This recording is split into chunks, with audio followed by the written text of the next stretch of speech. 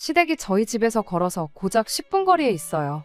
결혼할 때 똑같이 반반 가져와서 결혼했고, 굳이 따지자면 제가 결혼 전에 끌고 다니던 차를 가지고 왔으니 제가 얼마라도 조금 더 해온 거나 마찬가지인데, 이제와 다시 생각해보니 제가 무슨 좋은 꼴을 보겠다고 돈도 더 들고 와가지고서는 신혼집을 시댁 근처로 구하자는 말에 그렇게 하자고 했는지 아무리 생각해도 정말 후회 막심입니다.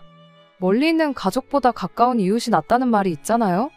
그때는 그런 가까운 이웃보다 가까운 가족이 훨씬 좋겠네? 하는 생각이었어요. 제 불찰이었죠. 일단 저희 친정집이 찾아뵙기 엄두도 안 날 만큼 멀리서 살고 있어요.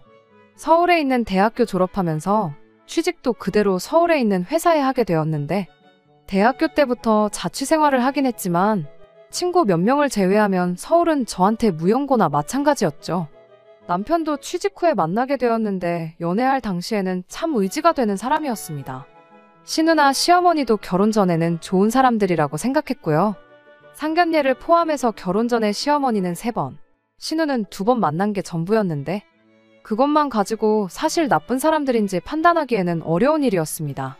아무튼 신혼집 구할 당시에는 시어머니가 둘도 없이 좋은 사람이라고 생각했기 때문에 시어머니가 신혼집은 시댁 근처로 구하면 어떻겠냐는 말에 저도 시댁이 신혼집에서 가까우면 그만큼 그 덕을 톡톡히 보겠다 생각했었습니다. 오며 가며 반찬도 해다주고 급한 일 있으면 대신 봐줄 수도 있지 않겠냐고 설명은 그렇게 하셨는데, 반찬 몇 번 받기는 했지만 그걸 제외하면 도움을 받기는커녕 하루가 멀다 하고 스트레스만 쌓이고 그것 때문에 부부 사이만 나빠지고 그러는 일의 연속이었습니다. 처음에는 시어머니가 정말 좋은 뜻으로 저희를 도와주려고 하는 줄 알았습니다. 저희가 맞벌이다 보니 사실 집안일에 신경을 쓸 시간이 많이 없기도 하거든요. 그 중에서 가장 번거로운 게 아무래도 식사 문제였지요. 제가 자취를 오래 하긴 했지만 사실 솔직히 요리까지 배울 시간은 없었어요. 혼자 지낼 적에는 보통 도시락을 시켜 먹거나 배달 음식을 시켜 먹거나 아니면 퇴근길에 회사 식당에서 저렴하게 저녁까지 해결하는 등 아무튼 되도록 집에서 식사 준비를 하지 않는 선에서 끼니를 해결했었습니다. 정 여의치 않으면 빵 한쪽으로 때우고 밥 대신 시리얼 우유에 말아서 먹고 그런 식이었죠. 저 혼자서 살 때야 그런 게 가능하겠지만 결혼하면 상황이 달라지잖아요? 물론 남편 회사도 구내식당이 있기 때문에 퇴근길에 저녁 알아서 해결하고 오라고 할 수도 있었지만 솔직히 양심상 그렇게 하라고 말할 수가 없더라고요. 저는 상관없는데 남편이 특히 찐밥을 질색을 하는 편이라서요. 그렇다고 솥밥이라든지 밥 잘 나오는 식당 가서 저녁을 해결하고 오라고 하기엔 또 식비가 너무 많이 들기에 그렇게 하라고 할 수도 없었어요. 그런데 시어머니가 반찬을 해다가 주신다니 이게 웬 떡인가 싶었죠. 압력밥솥 괜찮은 걸 혼수로 사가지고 와서 쌀을 불릴 필요도 없이 그냥 씻어다가 올리면 밥이 뚝딱 돼서 나왔으니 밥하는 건 일도 아니었습니다. 번거롭게 저희 먹으라고 반찬을 매번 해주시는 사실에도 너무 감사했고요. 그래서 시어머니가 반찬 한 번에서 가져다 주실 때마다 많은 액수는 아니지만 재료값이라고 매번 5만원, 10만원씩 해서 따로 챙겨드렸어요. 재료비 생각하면 훨씬 넉넉한 돈이긴 했습니다. 그 돈이면 사실 근처 반찬 가게에서 퇴근길에 종류별로 골라 담아와도 일주일 너끈하게 먹고 제 입맛에도 더 맞긴 하지만 남편 입장에서는 엄마표 집밥이기도 하고 겸사겸사 시어머니한테 용돈 드렸다 그렇게 생각하니 크게 아깝지는 않았습니다. 저나 남편이나 회사 생활을 하다 보니 결혼 초반에는 시어머니가 저희 먹을 반찬이라고 해놓으시면 집도 가깝겠다. 저희가 퇴근길에 시댁에 들러서 반찬을 가지고 들어갔어요. 그런데 언젠가부터 시어머니가 퇴근하면 집에서 쉬기도 바쁠 텐데 번거롭게 뭐하러 여기까지 오냐고 하면서 당신이 직접 저희 냉장고에 넣어주시겠다고 집 비밀번호를 알려달라 하시더군요. 아무리 그런 이유였다고 해도 비밀번호를 알려드리는 게 썩 내키진 않았습니다. 하지만 남편은 저랑 생각이 달랐어요. 뭐 자기 어머니인데 못 알려드릴 게 뭐가 있냐는 식이었어요. 저 같은 경우에는 가족이기 때문에 더더욱 사생활을 존중해줘야 하는 거라 생각했습니다. 하지만 남편은 가족끼리인데 그깟 비밀번호가 뭐라고 숨기고 안 알려줄 필요까지 있냐는 식이었어요. 마음에 안 들면 너도 장인 장모님한테 똑같이 알려드리면 되는 거 아니냐. 비밀번호 알려달라는 게 시어머니인 우리 엄마가 아니라 친정엄마인 장모님이었으면 안 알려줬을 거냐. 자꾸 친정을 걸고 넘어지면서 알려드리자고 하는데 솔직히 어이가 없었죠. 걸어서 10분 거리에 사는 시댁하고 차로 4시간 거리에 사는 친정하고 똑같이 생각하는 것부터가 말이에요. 하지만 시어머니가 계속해서 비밀번호를 알려달라고 물어와오는 상황에 또 남편이 저렇게 알려드리고 싶어 하는데 제가 괜히 반대해봐야 저만 이상한 사람이 되는 것 같아서 어쩔 수 없이 비밀번호를 알려드리게 되었습니다. 어차피 제가 안 알려드린다고 버텼어도 남편이 몰래라도 알려줬을 거라 생각하면 저 혼자 고집 부린다고 끝날 일도 아니었으니까요. 그날 이후부터는 예정되었던 대로 시어머니가 반찬을 해주시는 날이면 당신이 직접 가지고 오셔서 냉장고에 넣어놓고 가시고 그러는 식이었어요. 말 그대로 저런 식으로 어머님 혼자 오셔서 반찬만 넣어놓고 가셨다면 제가 아무런 불만을 가질 필요가 없었을 겁니다. 오히려 제가 비밀번호 가지고 속 좁고 치사하게 굴었구나 싶어서 깊게 반성하고 시댁에 더 잘했을 거예요. 하지만 그 약속이 제대로 지켜지지는 않았습니다. 남편한테는 저보다 2살 어린 여동생이 있어요. 그러니까 저한테는 손아래 시누이지요. 저희 시누는 딱히 직장도 없이 집에서 노는 게 일이에요. 취직도 당장은 따로 할 생각이 없어 보이는데 솔직히 저도 무슨 생각으로 사는지 모르겠습니다. 저희 결혼 전에는 그냥 귀여운 여동생인 척 하던 시누였는데 알고 보니 시누가 아주 보통이 아니었어요. 여우도 이런 여우가 없었습니다. 아무튼 문제는 이 시누가 시어머니랑 항상 반을 가는데 실이 따라가듯 2인 1조로 움직인다는 사실이었죠. 서수남 하청일이 부럽지 않을 만큼 둘이서 꿍짝도 그렇게 잘 맞을 수가 없습니다. 가끔은 시어머니 머리에 시누이 입이 달린 건지 시누이 머리에 시어머니 입이 달린 건지 싶을 때가 있을 정도로 두 사람이 똑같아요. 아무튼 시어머니가 저희 집 비밀번호를 알게 된 뒤로 저희가 출근해서 집이 비어있을 때면 시누랑 시어머니가 둘이서 저희 집을 마치 자기들 집인 것 마냥 사용하기 시작했습니다. 반찬만 두고 가겠다던 약속은 처음부터 지킬 생각이 없었던 거죠. 100번 양보해서 그래요. 저 혼자 사는 집도 아니고 네 집 내 집 따질 것도 없이 남편하고 거의 반반 결혼했으니까. 아들 집, 오빠 집 놀러 온다는데 못하게 하는 것도 치사하죠. 저 있을 때 오는 것도 아니고 집 비어있을 때 오는 거니까 어떻게든 참아보려고 했어요. 이 정도 양보해줬으면 적당히 빈집에서 쉴 만큼 쉬다가 가면 좋았을 텐데 꼭 그렇게 다녀간다는 흔적을 남겨놓고 갔습니다. 제 옷으로 뭘 하는 건지는 몰라도 서랍이면 서랍, 옷장이면 옷장을 그렇게 뒤지고 갔어요. 제가 옷장 정리를 꼼꼼하게 하는 편은 아닌데 조금 흐트러 놓은 정도가 아니라 아주 어질러 놓았다고 하는 말이 맞을 만큼 제 옷장에 손을 댔다는 티가 팍팍 났습니다. 하지만 그런 건 열받는 일축에도 끼지 않는 일이었어요. 이를테면 커피며 차 종류들, 손님 오면 내주려고 백화점에서 공수해온 다과류들, 냉장고에 있는 과일 같은 거 그냥 홀랑 다 꺼내 먹고 그런 식이었어요. 몰래 훔쳐 먹었으면 먹은 티나 내지를 말지. 뒷정리는 누구 보고 하라고 찻잔이며 포장지며 죄다 꺼내놓은 채로 왔다가 갔다는 거, 집안 구석구석 뒤질 만큼 다 뒤져보고 갔다는 걸 있는 대로 티를 내고 갔습니다. 한 번은 남편한테 따져본 적도 있어요. 이 꼴 보려고 비밀번호 알려드린 거 아니라고요. 하지만 남편은 어차피 손님 오면 내주려고 사놓은 것들 아니었냐, 다른 사람들도 아니고 가족들인데 그거 조금 먹었다고 그걸 가지고 너무 뭐라고 하는 거 아니냐고 오히려 저한테 서운하다고 하더라고요. 할 말이 산더미 같았고 턱끝까지 차올랐지만 이미 대놓고 남이 편 노릇을 하고 있는 남편한테 지 가족들 뭐라고 해봐야 그냥 싸움만 더 커지겠다 싶어서 그때는 그냥 저 혼자 한번 눌러 참았습니다. 그냥 이거 관련해선 더 이상 아무 말하지 않겠다고 그렇게 말하고 넘어갔죠. 그러면 뭐 느끼는 바가 있다거나 알아서 잘하겠거니 생각했는데 그게 아니었어요. 남편이 촉새같이 그걸 그새 신우한테 일러 바쳤나 보더라고요. 회사에서 한참 일하는 중이었는데 난데없이 신우한테 전화가 걸려와서는 뭐 그까짓 커피 좀 내려 마셨다고, 차 한 잔 타먹었다고 치사하게 유세를 부리고 있냐, 그까짓 거 얼마나 한다고 생색이냐, 할 말 못할 말 못 가리고 지 하고 싶은 말만 쏟아내고 있길래 잠깐 전화 받으러 간다고 회사에 양해를 구하고 복도에서 아주 그냥 그날 남편한테 못했던 말들을 신우한테 다 쏟아부어줬습니다. 어련히 손님으로 초대받아서 왔으면 내가 그깟 커피며 과자며 안 내어줬겠냐고요.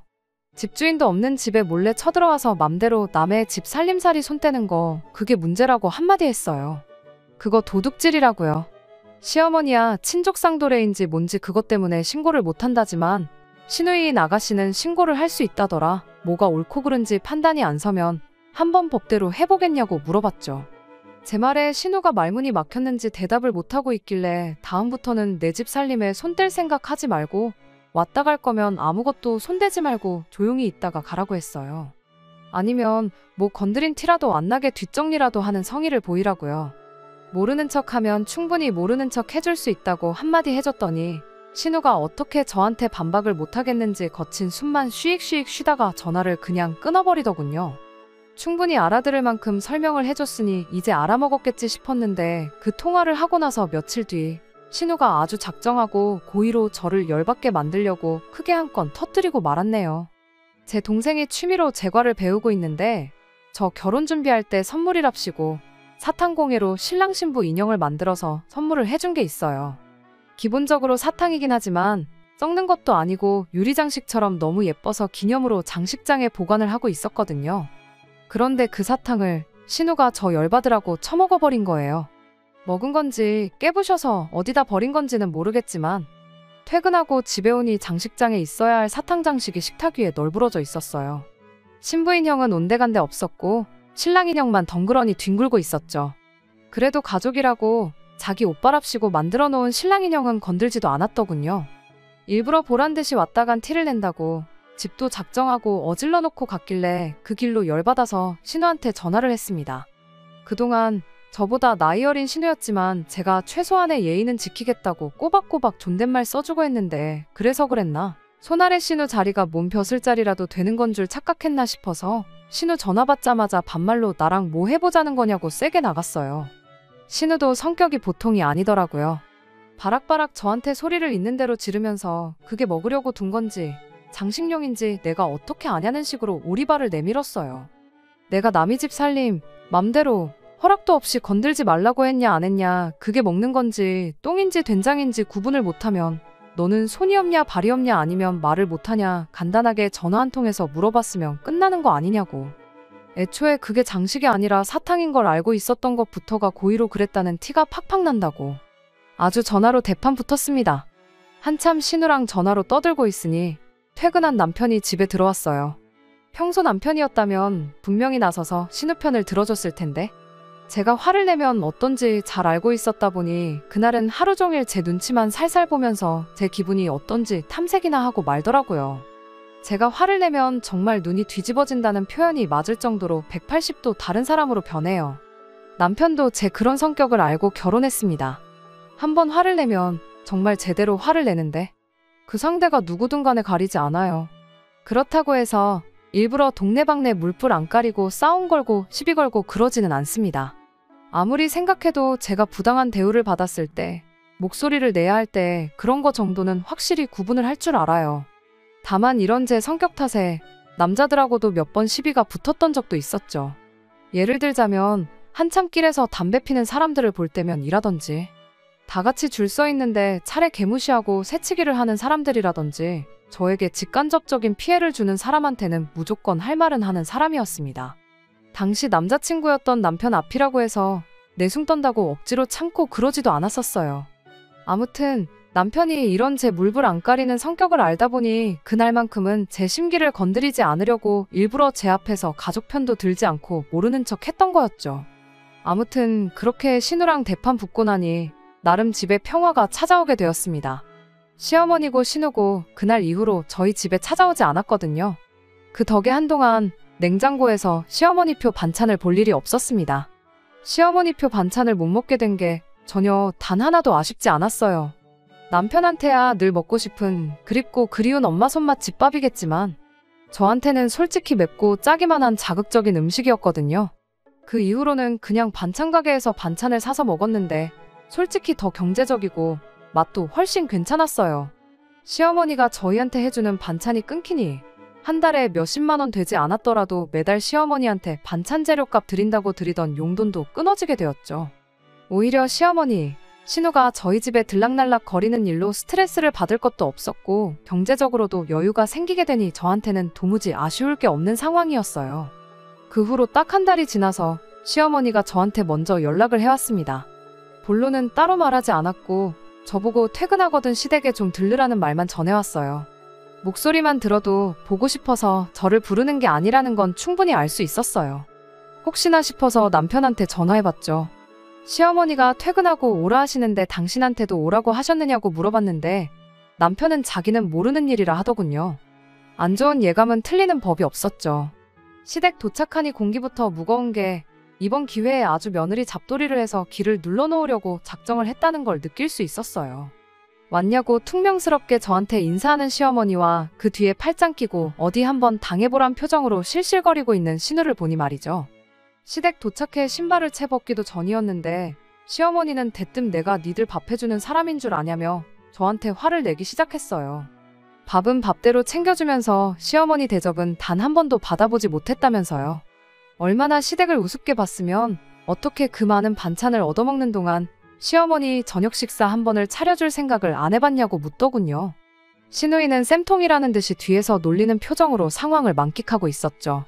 그런데 뭐 제가 진짜 잘못했다면 아차 싶기라도 했을 텐데 너무 억지 부리는 게 느껴지니 오히려 할 말은 해야겠다 싶더라고요. 반찬은 먼저 어머님이 해주신다고 하셨던 거지 제가 따로 부탁드렸던 게 아니지 않았냐고 대답을 했더니 어머님이 그럼 우리 귀한 장남이 밖에서 파는 조미료투성이 반찬을 먹는 꼴을 그냥 두고만 보라는 말이냐고 한마디 하시더군요. 말인즉슨 어머님 귀한 장남만 아니었으면 안 해주셨을 반찬 아니었느냐고 그 반찬이 저를 위해 해다 주신 것도 아닌데 왜 어머님 저녁 밥상을 제가 준비해야 하느냐고 물었어요. 집도 코앞인데 당장 남편 이쪽으로 부르겠다고 저녁상은 반찬 얻어먹은 아드님한테 차려달라 하시라고 했습니다. 저는 입맛에 맞지도 않아서 어머님 반찬 잘 안 먹는다고요. 그리고 제가 비록 어머님 저녁 식사 한 번을 차려드린 적은 없을지언정 그간 어머님이 반찬 해다 주실 때마다 재료값에 더 얹어서 용돈하시라고 보내드렸던 거는 기억 안 나시냐고 했어요. 그것 말고도 모시고 외식 다녀온 것만 몇 번이냐고.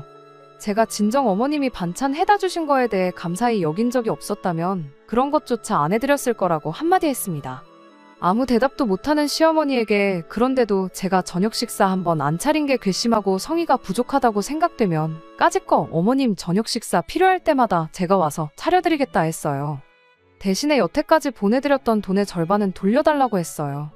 그간 제가 성의 표시 안 한 거라 치고 그냥 용돈 드린 셈 치겠다고요. 대신 그렇게 하면 친정에도 똑같이 용돈을 드려야겠으니 절반 돌려주시면 그 돈만 보내드리고 말겠다고요. 시어머니가 신우랑 짜고 치고 있는 게 명명백백한 상황에 제가 못할 말 했다고 생각되지는 않았습니다.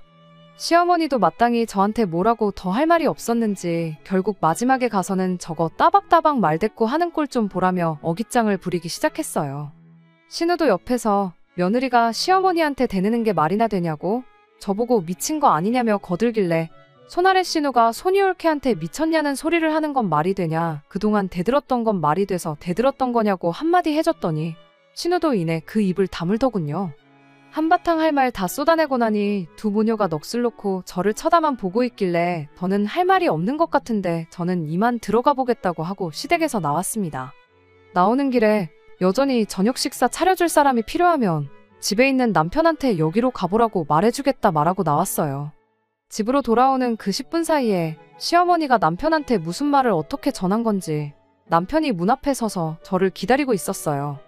현관문 열고 들어오기가 무섭게 남편이 자기랑 이야기 좀 하자고 한마디 하길래 뭐 할 말이 있으면 사람 신발 벗을 틈도 안 주고 문 앞에서부터 지 할 말 떠드는 게 너네 집 가풍인 거냐 아니면 유전인 거냐 하고 벼르고 있는 남편을 무시하고 그냥 지나쳐갔습니다.